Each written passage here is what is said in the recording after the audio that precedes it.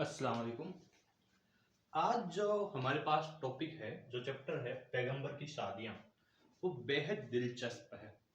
दिलचस्प इस मायने में है क्योंकि हमारे जो नॉन मुस्लिम ब्रदर्स हैं, उनको तो इसके बारे में बहुत सारी गलतफहमियां है ना। और वो उनमें से कुछ बहुत अच्छे जहानत से काम में लेते हैं, वो रिसर्च करते हैं तो उनको चीजें पता चल जाती है, लेकिन ज्यादातर कोई रिसर्च नहीं करते और उनको वो गलत फहमियां बनी रहती है। और जो हमारे मुस्लिम ब्रदर्स हैं, जो मुस्लिम कौम है, उनको इस बारे में ज्यादा नॉलेज है ही नहीं। वो जानने की कोशिश ही कम करते हैं। हमें कितना पता है? हमें हजरत खदीजा रजी अल्लाह अन्हा के बारे में पता है, हमें पता है हजरत आयशा रजी अल्लाह अन्हा के बारे में, और एक आधी उनकी बीवी के बारे में और पता है। ज्यादा उनके बारे में भी हमें जानकारियां नहीं है, इसलिए ये दिलचस्प हो जाता है। और किसी भी व्यक्ति की शादी उसके जीवन में अहम रोल अदा करती है। किसी व्यक्ति को ठीक से समझना हो, उसके निजी जीवन को समझना हो, तो उसकी जो लाइफ पार्टनर है उसको समझे बिना, उसकी जो मेरी सर्कमस्टेंसेस है उनको समझे बिना नहीं समझ सकते। तो हम देख रहे हैं हजरत मोहम्मद और इस्लाम, जो पंडित सुंदरलाल जी की एक किताब है, 1941 में जो विशंबरनाथ प्रकाशन द्वारा छपी थी। आजकल ये पिलग्रिम पब्लिकेशन द्वारा छपाई जाती है। चलो शुरू करते हैं। बिस्मिल्लाहिर्रहमानिर्रहीम। मोहम्मद साहब का विवाह सल्लल्लाहु अलैहि वसल्लम। अब मोहम्मद सल्लल्लाहु अलैहि वसल्लम की घरेलू जिंदगी पर एक निगाह डालना जरूरी है। पहले बताया जा चुका है कि मोहम्मद सल्लल्लाहु अलैहि वसल्लम की पहली शादी 25 साल की उम्र में हुई। इन 25 साल तक अरब और खास कर मक्के की बिगड़ी हुई हवा में भी मोहम्मद सल्लल्लाहु अलैहि वसल्लम का जीवन बेदाग रहा। यानी कि उनकी जिंदगी में कोई दाग नहीं था, एकदम साफ सुथरी जिंदगी, पाक दामन। जबकि उनकी उम्र के लड़के ऐश और आवारगी में अपना वक्त खोते थे, मोहम्मद सल्लल्लाहु अलैहि वसल्लम या तो पहाड़ियों पर अकेले बकरियां चराया करते थे या एकांत में बैठे सोचा करते थे। मोहम्मद सल्लल्लाहु अलैहि वसल्लम की नेक चलनी पर आज तक कोई उंगली नहीं उठा सका। जो सीरत ए नबी है, सीरत का मतलब जिनको नहीं पता, जिंदगी, जिंदगी जीने का तरीका। जो नबी पाक की जिंदगी जीने का तरीका, लाइफ स्टाइल है, उस पर आज भी उनका जो, हम वैसे तो नहीं कह सकते लेकिन फिर भी कट्टर से कट्टर दुश्मन हो जो उनके खिलाफ बोलना चाहता हो, लेकिन उसमें कोई कमी नहीं निकाल सकता आज दिन तक। 25 से 40 की उम्र तक उन्होंने अपनी सच्ची साथी खदीजा रजी अल्लाह अन्हा के साथ, जो उनसे 15 साल बड़ी थी, अपना धर्म सच्चाई से निभाया। एक आदमी की बहुत सी पत्नियों का रिवाज सारे यूरोप, अरब और उस जमाने में करीब करीब सब देशों में इतना आम था कि मोहम्मद सल्लल्लाहु अलैहि वसल्लम के अलावा उन दिनों मक्के के बड़े लोगों में शायद कम ही ऐसे रहे होंगे जिनकी सिर्फ एक बीवी हो। इन दूसरे 25 साल के बारे में एक इतिहासकार स्टैनली लेनपूल लिखते हैं। स्टैनली लेनपूल बहुत इंपॉर्टेंट इतिहासकार है भाई। इनके बारे में हम पहले भी थोड़ी चर्चा कर चुके हैं। ये विश्व इतिहास यानी वर्ल्ड हिस्ट्री है, उसके ऊपर एकदम पैनी नजर रखते हैं और बहुत अच्छी चीजें इन्होंने लिखी है। अच्छी चीजें ये नहीं कि मतलब इस्लाम की तारीफ की है, इस तरह अच्छी चीजें, रिसर्च अच्छी की है उन्होंने हमेशा रिसर्च के मामले में। तो लेनपूल क्या लिखते हैं? लेनपूल लिखते हैं कि 25 साल तक मोहम्मद सल्लल्लाहु अलैहि वसल्लम अपनी बड़ी उम्र की बीवी के साथ वफादारी से रहे। यहां ये 25 लिख दिया गया भूल से, अगले 40 65, हाँ ठीक है 25 सही है। जब वह 65 वर्ष की थी तब भी वैसा ही प्रेम करते थे जैसा उस वक्त जब की उनकी शादी हुई थी। उन तमाम 25 वर्ष के अंदर मोहम्मद सल्लल्लाहु अलैहि वसल्लम की नेक चलनी के खिलाफ कहीं किसी तरह का सांस तक सुनाई नहीं दिया। यानी उनका इतना पाक दामन था चरित्र।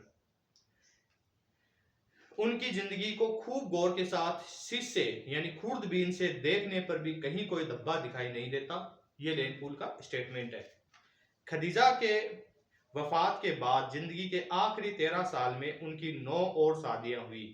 इन 9 शादियों के बारे में वही इतिहासकार लिखता है, वही इतिहासकार यानी लेनपूल ही वापस लिखता है। इनमें से कुछ शादियां तो इस ख्याल से की गई कि कुछ औरतों के खाबिंद इस्लाम की लड़ाइयों में शहीद हो गए थे, उनका कोई सहारा न रह गया था। मोहम्मद सल्लल्लाहु अलैहि वसल्लम ने उनके खाबिंदों को जोश दिलाकर लड़ाई में भेजा था। उनकी बेवाओं को हक था कि मोहम्मद सल्लल्लाहु अलैहि वसल्लम का आसरा चाहें, और मोहम्मद सल्लल्लाहु अलैहि वसल्लम काफी दयावान थे। बाकी सादियों का मतलब सिर्फ राजकाजी था, यानी पॉलिटिकल, यानी एक दूसरे के खिलाफ दलों और सरदारों को एक प्रेम की डोर में बांधना। लेनपुल का स्टेटमेंट दूसरा वाला यहां खत्म होता है।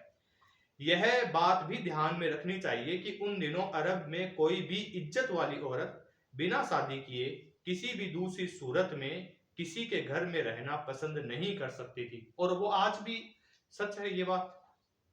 एक दूसरा इतिहासकार मेजर लियोनार्ड लिखते हैं, मेजर लियोनार्ड, मैं ये नाम इसलिए लिख रहा हूं ताकि आप इसको वापस वेरीफाई कर सके। अगर आपको कहीं भी ये लगे कि ये स्टेटमेंट ऐसा इन्होंने दिया या नहीं दिया, लेनपुल का है या लियोनार्ड का ऐसा स्टेटमेंट है या नहीं है, तो वेरीफाई कर सके। आज तमाम तरीके आपके पास, ChatGPT, Grok, DeepSeek. चाल चलन के ख्याल से मोहम्मद सल्लल्लाहु अलैहि वसल्लम बड़े ऊंचे दर्जे के आदमी थे।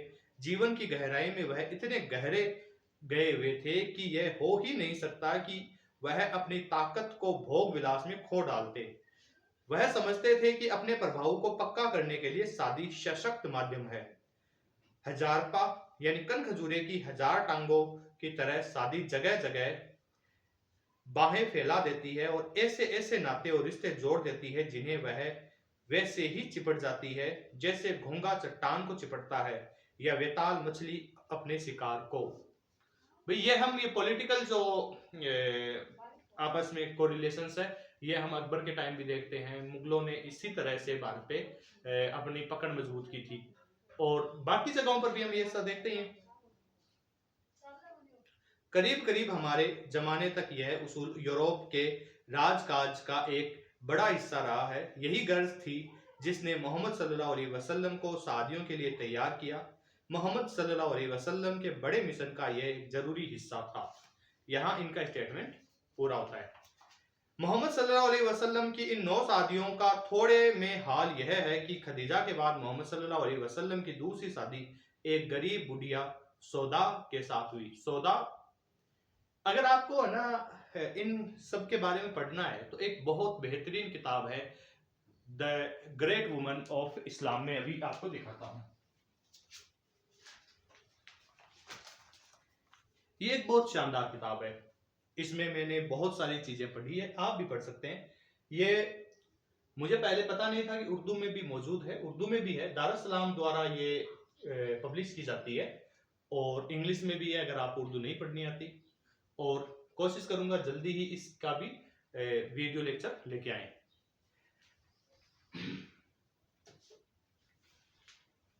तो हम बात कर रहे थे सौदा की। सौदा रजी अल्लाह अन्हा मोहम्मद सल्लल्लाहु अलैहि वसल्लम के एक शुरू के साथी सकरान की बीवी थी। कुरैश के जुल्मों से बचने के लिए वह अपने पति के साथ इथोपिया चली गई। वहां सकरान की वफात हो गई, वफात यानी मृत्यु। सौदा मक्के वापस आई। मक्के में न कोई उसका मदद करने वाला था, न कोई पूछने वाला। रिश्तेदारों तक ने उसको पालने से इनकार कर दिया। बूढ़ी और लाचार सौदा की प्रार्थना पर मोहम्मद सल्लल्लाहु अलैहि वसल्लम ने उनके साथ निकाह पढ़कर उसको अपने घर में रहने के लिए राह निकाल दी। तीसरी शादी उनके जीवन भर के साथी अबू बकर की लड़की आयशा रजी अल्लाह अन्हा के साथ हुई। आयशा कुमारी थी। अबू बकर ने अपने तन मन धन से मुसीबत के वक्त इस्लाम की सेवा की थी। खदीजा की वफात के बाद अबू बकर के मन में यह बात जम गई थी कि मेरी बेटी का ब्याह पैगंबर से हो। उन्होंने बड़ी जिद के साथ पैगंबर से प्रार्थना की। अरब में किसी की इस तरह की प्रार्थना को ठुकरा देना उसका बहुत बड़ा अपमान समझा जाता था। मोहम्मद सल्लल्लाहु अलैहि वसल्लम ने इस प्रार्थना को मानकर अबू बकर को अपना हमेशा के लिए एहसानमंद बना दिया और साथ ही दोनों खानदानों को भी हमेशा के लिए एक कर दिया। चौथी शादी हजरत उमर की बेवा लड़की हफ्सा के साथ हुई रजी अल्लाह अन्हा। हफ्सा का खाविंद बदर की लड़ाई में वफात पा गए, यानी शहीद हो गए। उमर ने अपनी बेवा लड़की की फिर से शादी किसी अच्छे मुसलमान से करना चाहा। उसने उस्मान से कहा तो उस्मान ने इनकार कर दिया। उमर ने अबू बकर से प्रार्थना की, अबू बकर ने भी इनकार कर दिया। वजह यह थी कि हफ्सा उम्र, रंग और रूप किसी में किसी को दिल नहीं भाती थी। ये सेंटेंस में जो सुंदरलाल जी का वैसे वैसे बोल रहा हूँ, ये चीजें आप अपनी तरफ से थोड़ी वेरीफाई कर लें, क्योंकि कुछ चीजें मैंने ज्यादातर वेरीफाई कर रखी हैं, लेकिन कुछ चीजें आप भी वेरीफाई कर लें।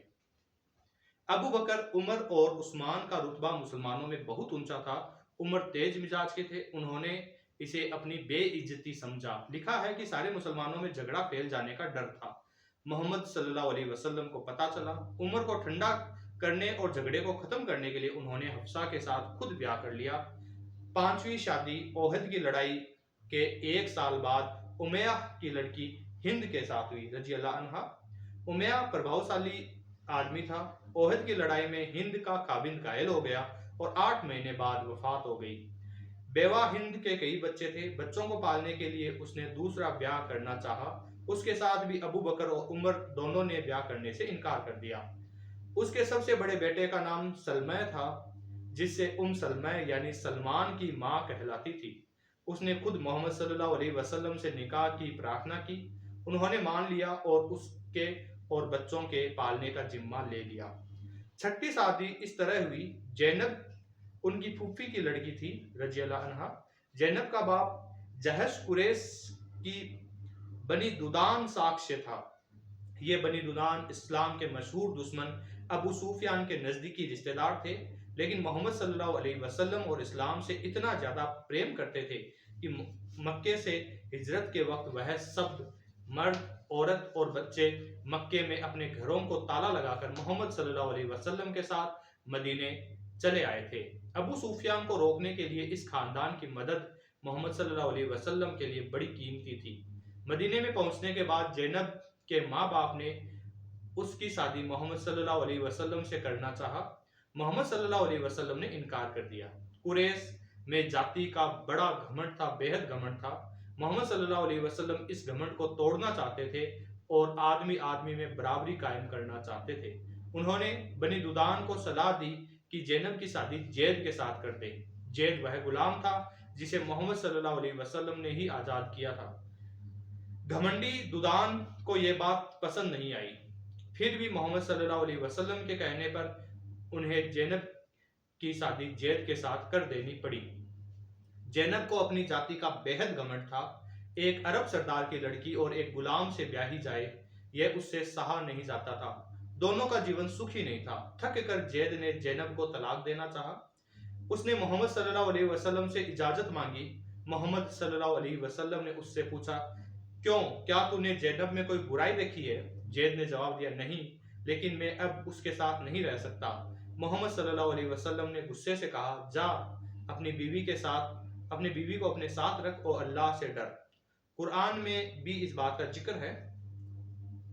लेकिन इस डांट से बहुत दिनों तक काम न चल सका। आखिर जैद ने जैनब को तलाक दे दिया।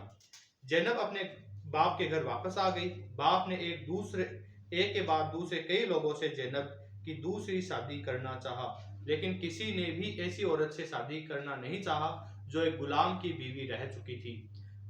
बनी दुदान को बड़ा दुख हुआ। उनकी इस सारी बेइज्जती की जिम्मेवारी मोहम्मद सल्लल्लाहु अलैहि वसल्लम पर थी। उन्होंने फिर मोहम्मद सल्लल्लाहु अलैहि वसल्लम से जैनब को अपने निकाह में लेने की प्रार्थना की। मोहम्मद सल्लल्लाहु अलैहि वसल्लम ने जैद और जैनब को बुलाकर फिर से उनमें सुलह करा देने की कोशिश की, लेकिन कोई फल नहीं निकला। मोहम्मद सल्लल्लाहु अलैहि वसल्लम के लिए कोई चारा नहीं था। उन्होंने जैनब के साथ निकाह कर लिया। जैनब की उम्र इस निकाह के वक्त 35 साल से ऊपर थी।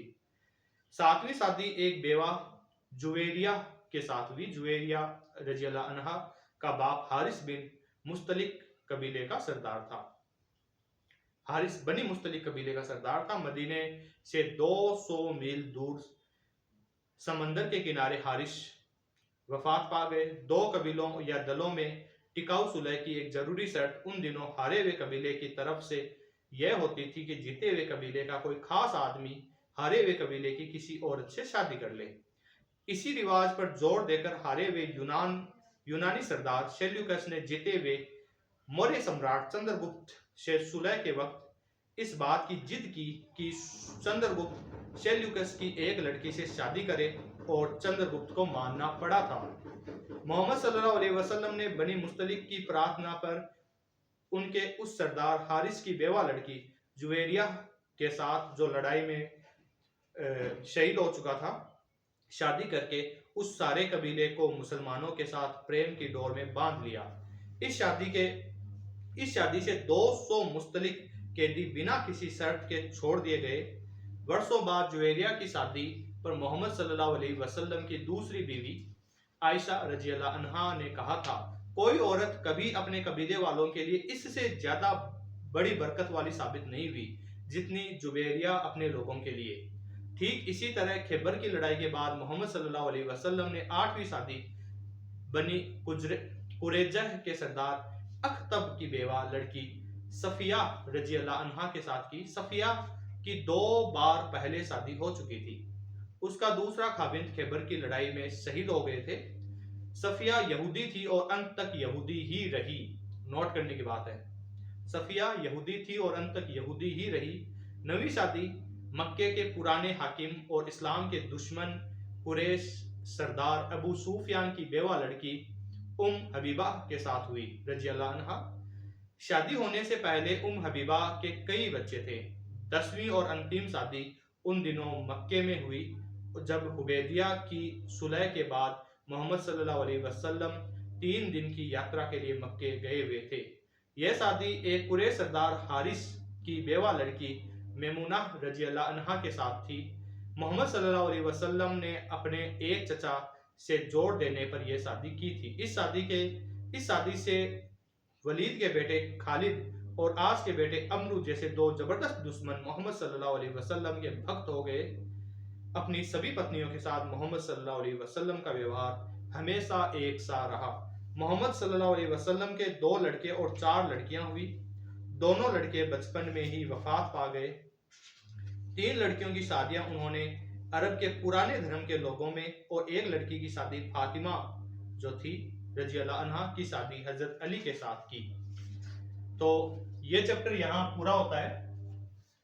इस चैप्टर को कई बार पढ़ना चाहिए और ज्यादा विस्तार से पढ़ना चाहिए। इसमें सुंदरलाल जी ने तो थोड़े से में पूरी चीजें डालने की कोशिश की है, लेकिन हमें और इस पे रिसर्च करनी चाहिए। इस चैप्टर से मुतालिक हमारे ऊपर तीखे सवाल भी पूछे जाते हैं, हम गुमराह भी होते हैं। अगर इस चैप्टर को हम ठीक से पढ़ते हैं तो बहुत सारी गुमराहियों से हम बच सकते हैं। शुक्रिया, जुड़े रहिए और सीरत रसूलुल्लाह सल्लल्लाहु अलैहि वसल्लम को किसी भी ऑथेंटिक सोर्स से पढ़ते रहिए।